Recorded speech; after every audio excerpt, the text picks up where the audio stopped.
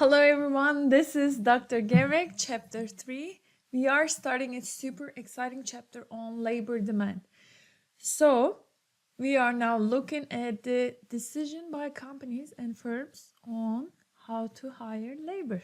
Okay, so chapter 2 was labor supply, chapter 3 is labor demand, and chapter 4 is it's a shorter chapter where we put both parts together. All right, so let's get started. First, we're going to define production function, okay? So let's dive in. I like this. This is from your book. The laborer is worth his hire, her hire too. Obviously, this is an older source, but something to think about. Laborer is worth his hire. So it's basically one-on-one related to the idea of value marginal product. We're going to learn it right now. All right, let's get started. Introduction. So companies, firms of any sizes, they make hiring and firing decisions of their workers, right? And then firms hire workers because why? Consumers want to purchase a variety of goods and services. So let's say I am craving a cookie. I am going to go ahead and go to bakery and purchase a cookie. I like those big cookies. And what's gonna happen is that based on my demand and demand of everybody who lives in the area, the bakery is going to make a decision: should we hire more people, fire people, or just stay the same. So demand for labor comes from demand for the goods and services a company is selling. So demand for workers is called what we call derived demand. This is really important to know. Why? Because it's derived from the wants and needs of consumers. Okay, so if nobody starts buying cookies, bakeries number one that specialize in cookies are going to probably fire people unless they can, switch to something else. Okay, so this is the biggest question companies ask is to how many workers to hire. And the second question is how much should we pay them? Okay, so how many worker hours to hire and how much to pay for my workers. So recently Walmart actually increased the minimum wage for all stores in the United States. So that's a decision, how much should we pay people, starting level associates. Okay, so next we talk about a firm's production function. So production function describes how a company puts together different inputs or factors of production. So different factors of production include labor, capital, machinery, tools, all those things, land, natural resources, entrepreneurial ability, everything put together to create something, okay? So a firm's production function tells you how we combine those inputs to produce something. So it doesn't only apply to good producing firms, but also service producing firms. For instance, doctor visits, right? Doctor visit is so much more than seeing a doctor. There's lots of staff members. We have nurses. We have nurses' aides, so on and so forth. So doctor visit is considered service, right? We don't go to doctor's office and eat a bunch of cookies or buy something, but really get an intangible service of hopefully health production. All right. So any output can be produced by a variety of capital and labor combinations. When I say capital in this class and almost all econ courses, we are not talking about money, okay? So when people think about capital in real life, they think about money, but capital in this context means machineries, tools, computers, equipment, everything that is used to produce goods and services. For instance, folks, I am the labor component of education production. This microphone, sorry for moving it. This microphone is part of capital. I purchased it myself to use it in my classes. So it goes into production of knowledge. Okay, that's an example. The computer I'm using to record this class is part of capital. All right, so you got the point. So this little q is quantity. That's the units of output you're producing as a function of E and K. Let's define E and K. So K is capital. Okay, this is tools, equipment, machinery. E is employee hours. So this is like number of workers hired times average hours worked by an employee. So that's your total contracted employee hours. We are going to assume labor is homogeneous. Okay, so we're going to also assume in each individual one person works 40 hours per week. So we are making some simplifying assumptions. Okay, so let's define marginal product of employment or labor. Marginal product of labor is the additional output produced by one more worker, by hiring one more worker. So officially the definition is change in output resulting from hiring an additional worker holding constant quantities of other inputs. In this case, we have capital. Marginal product of employment, if we write down the formula, is change in quantity, hopefully increase in quantity, divided by change in number of workers. Okay, so an example is coming up. Next definition, marginal product of capital.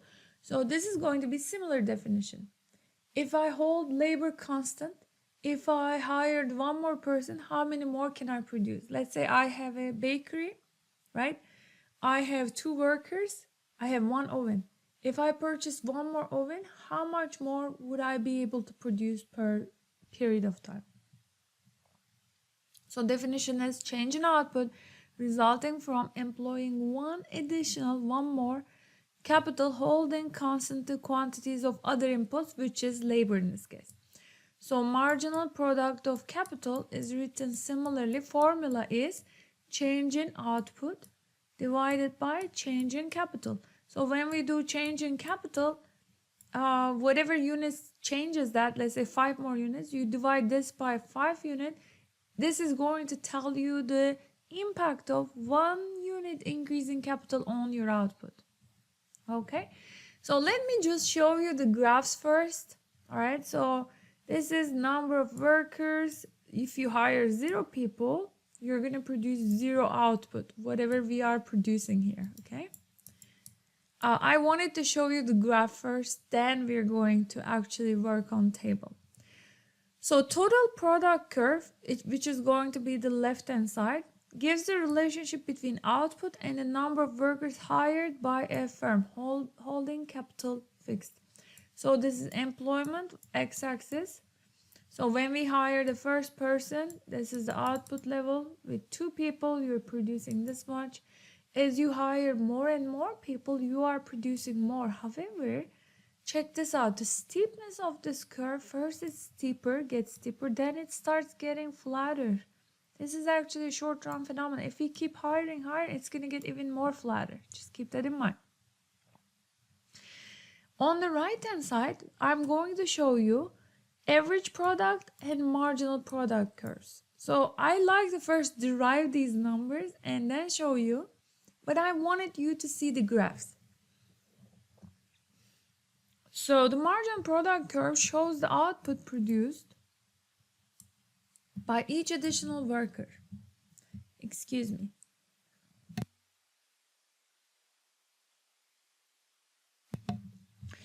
An average product curve shows output per worker. So how does it work? Marginal product, I'm going to write down the formula again. Marginal product of labor or worker or employment is change in quantity. When you change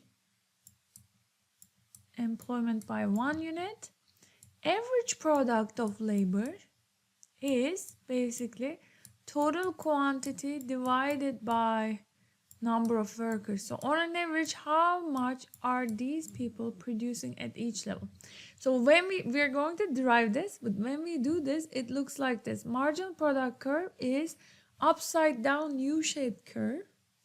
Average product curve is the exactly same form. However, it will be little bit less, it will show less variability. Okay, so what do we mean by this? This is the average product curve. Couple of things to keep in mind. I'm going to divide it. So when marginal product, I'm going to mark marginal product with red. When marginal product is above average product, okay, when the red curve is above average product is increasing. When marginal product lies below average product is decreasing. Another fact, marginal product curve cuts average product curve at its maximum point. So I'm going to give you an analogy. This will resonate with you. It resonated with me. This marginal product curve is like semester SEM, semesterly GPA. Okay. Average product is your cumulative.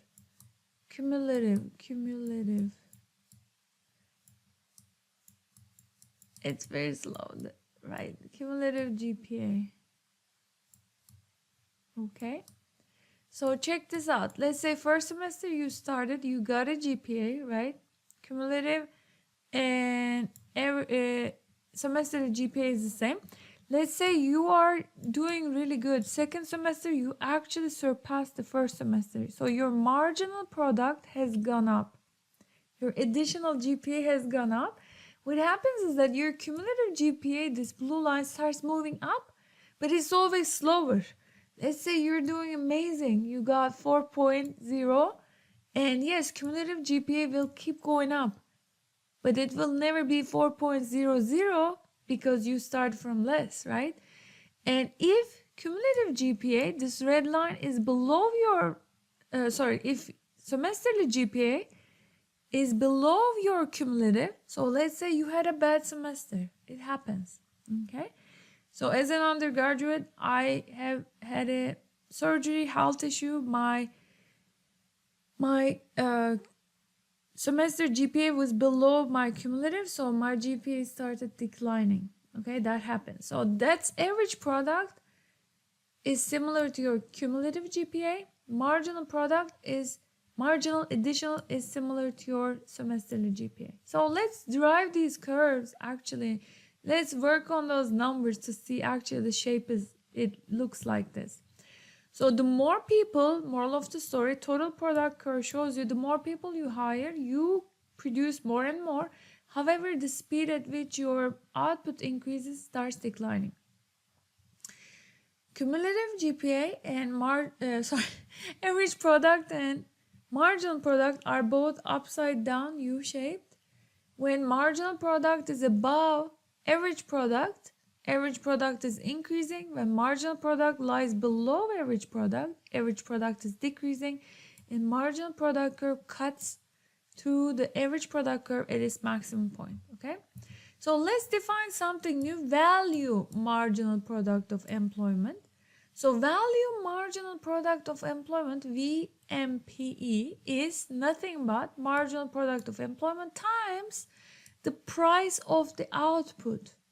So basically, this is how many more quantities of output each additional worker produces times how much do I charge these outputs per unit. So this is basic. The value margin product is the contribution of one more worker to your bottom line. So again, price is the dollar value of one more output times how many outputs added by the last worker. Value marginal product is how much the last worker is adding to your revenue. Okay. Value marginal product of labor indicates the dollar benefit derived from hiring an additional worker holding capital constant. Remember, each worker is equal. What was that? I'm gonna go back to the first slide. A laborer is worth his, I'm gonna say their hire because it could be his, her. A laborer is worth their hire. So keep that in mind. What's your word? It's going to be your value marginal product. Okay. Value average product of employment is the average product of employment times the price. Again, value average product is the dollar value of output per worker on an average. Okay. So let's do this example on this bakery. Okay.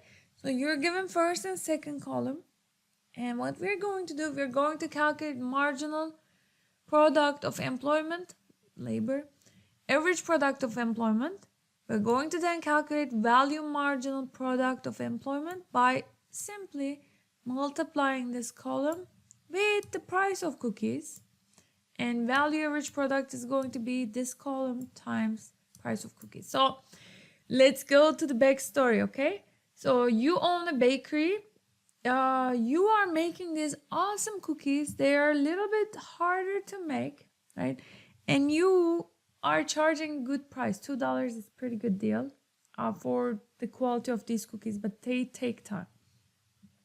So if you hire no workers, 0, your output is 0. You are given this first 2 columns.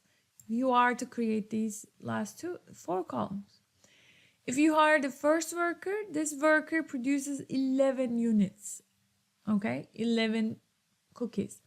2 people together, they produce 27 cookies. 3 people, number of cookies produced go up to 47, 4, 66, so on and so forth.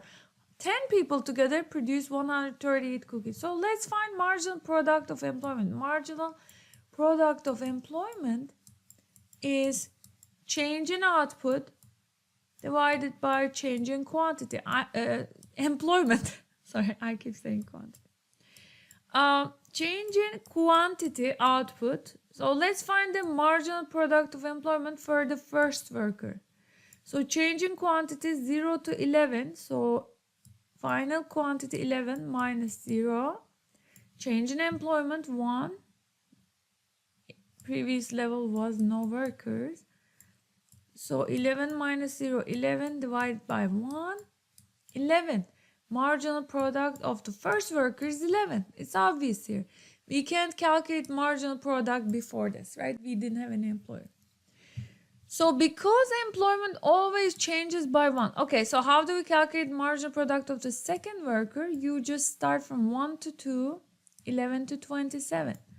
So marginal product of, I'm going to put marginal product of second worker, right? Final quantity 27. Initial quantity 11. We're not going to 0. We're going to the previous available data point. 27 minus 11 divided by 2 minus 1. Because I'm looking for what second worker brings. So 2 minus 1 is 1. 27 minus 11 is 16. Okay, so it's 16. So the good news here, you can't always do this, but it's always changing 1 by 1. So whenever you divide anything by 1, denominator, you are going to get what you have, the change in quantity. So easy way, just look at the changes. 27, 47, this is 20. 47, 66, 19. 66 to 83, 14. Oh, 17, sorry. 4 from here, 3 from here, yeah. 83 to 98 is 15. 98 to 111 is going to be 13, right? And you can do 13 divided by, 1. And then 111, 122, 11, 9, and 7, okay? So this was not that hard, but the general formula is right here. Let's talk about average product. Average product is much easier. We are just going to find quantity divided by number of workers, employment. So I'm going to write down the formula here. Let's write it here. Average product of employment, general formula, workers or labor. Average product of worker, employment, quantity divided by employment. 0 divided by 0, try it, it's going to give an error. So now we go to, now let's focus on this column, quantity divided by employment. We're going to simply divide for the first worker 11 divided by 1, okay? 11 divided by 1, 11. Next, 27. So 2 workers produce 27 units. On an average, how many do they produce? 27 quantity divided by 2 workers. That's going to be 13.5. So this in English means on an average, 1 worker produces 11. 2 workers on an average, they produce 13.5. Let's find the average product of 3 workers. 47 divided by 3. That's going to be 15.7. 66 divided by 4. 16.5. 83 divided by 5. Okay, that's average product, 16.6. Ah, interesting. It's going up. Okay, that's nice. It's been going up. Here, let's see what happens next. 98 divided by 6. Ah, it started going down. This was going up. Okay. 111 divided by 7. 15.9. 122 divided by 8. By all means, pause this video, go to your graph and fill it out. Okay. 122 divided by 8 is 15.3. And 131 divided by 9 is 14.6. And 138 divided by 10 is 13.8. So I am going to simply do something nice. I'm going to draw these, folks. So you have employment from 0, quantity starts from 0. Look at marginal product, average product. They start from 11. Marginal product goes up, boom. And then this is marginal product of employment, labor. As you can see, it's going to be at 5 units. Average product is going to boop, looking like this. They start from same point, obviously.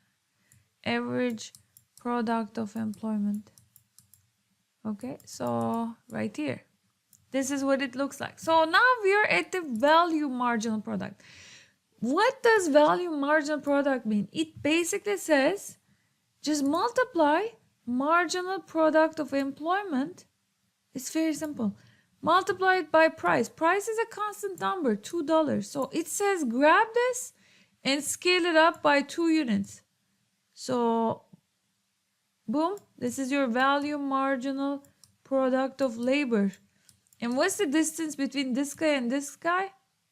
It's going to be by 2 units, the distance. Okay, just keep in mind. How is every value average product is found?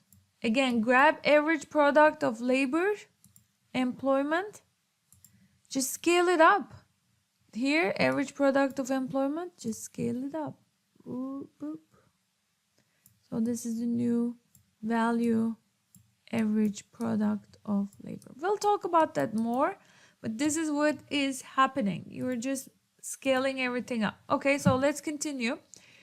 Value marginal product of employment, price of the output, $2 times value marginal product. So multiply this entire column by 2.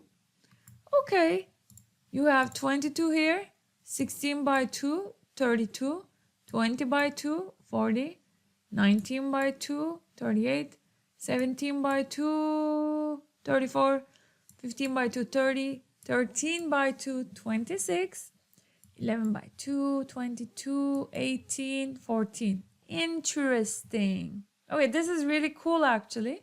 Same shape, just scaled up, okay? So this in English means, let me translate it to English. Worker 1 contributes $22 to my business. Worker 2